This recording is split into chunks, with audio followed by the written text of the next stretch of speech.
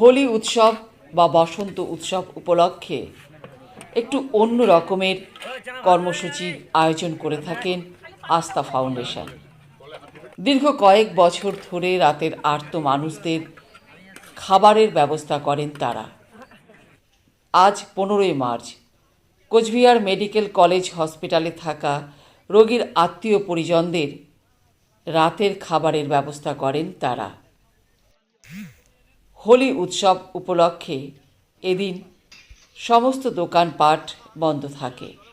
আস্থা ফাউন্ডেশনের পক্ষ থেকে এদিন 200 জন রোগীর পরিবারের হাতে খাবার তুলে দেন।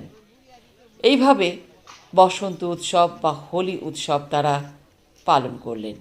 সন্ধেবেলা মাতৃমায়ের সামনে রোগীর আত্মীয় পরিজনদের লম্বা করে লাইনে দাঁড় করিয়ে এক এক করে সকলের হাতে খাবার তুলে দেন। আস্থা ফাউন্ডেশনের পক্ষ থেকে প্রতি বছর নিরামিষ খাবারের ব্যবস্থা করা হয়। এদিন খাবারের মেনুতে ছিল ভাত, স্যালাড, পাঁপড়, ভেজ ডাল, আলু সোয়াবিনের সবজি এবং ভেজ সবজি, মিষ্টি, জলের বোতল। নমস্কার, আজকে 15ই মার্চ, আজকে হোলি উৎসব, আজকে হোলি খেলা হয়। দীর্ঘ কয়েক বছর ধরে আমরা কোচবিহার মেডিকেল কলেজ মাতৃমায়ের সামনে রুগীর যে পরিজনরা থাকে, আত্মীয়জনরা, তাদের রাতের খাবারের ব্যবস্থা করি। ব্যবস্থা করার একটাই কারণ, এখানে হোলির দিন এবং বসন্ত উৎসবের দিন সমস্ত দোকান বন্ধ থাকে। সেই জন্য সমস্ত মানুষদের জন্য আমরা নিরামিষের খাবারের ব্যবস্থা করি।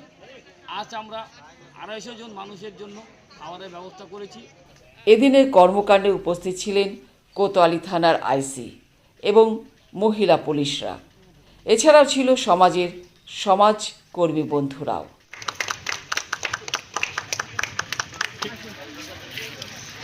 দীর্ঘ 8 বছর থেকে চলছে, অর্থাৎ 2017 সাল থেকে এই কর্মসূচি চলছে। কারণ আজ হোলি উৎসব।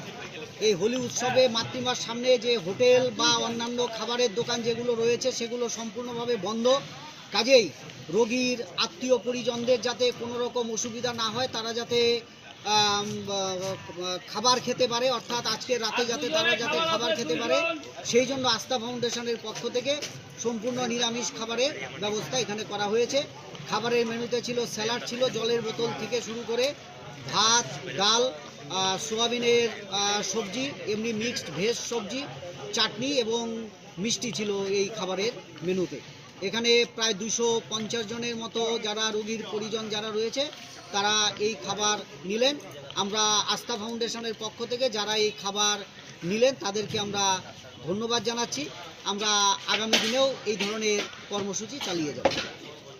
দাদা, আপনার নাম? আমার নাম বিপ্লব তালুকদার। আস্থা ফাউন্ডেশনের আমন্ত্রণে আজকে আমি এখানে এসেছি।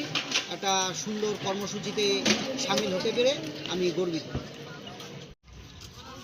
এবার তোমরা সরে যাও, আমি এই ফটোটা নেই। দেখি আরেকটা আছে,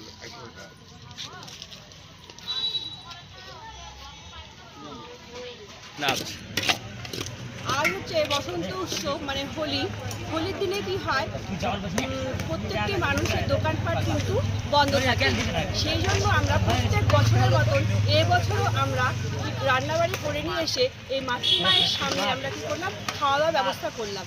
যেই সব মানুষেরা না খেয়ে বসে থাকে সারা রাত্রি ধরে, তাদের জন্য আমরা প্রতি বছর এইভাবে খাওয়া দাওয়ার ব্যবস্থা করে থাকি। আমরা প্রত্যেক বছর এইভাবে করে যাবো। কাদের পক্ষ থেকে করা হলো? আমরা আস্থা ফাউন্ডেশনের পক্ষ থেকে এই কর্মসূচি তুলে ধরেছি। আপনার নাম? আমার নাম পিঙ্কি রায়।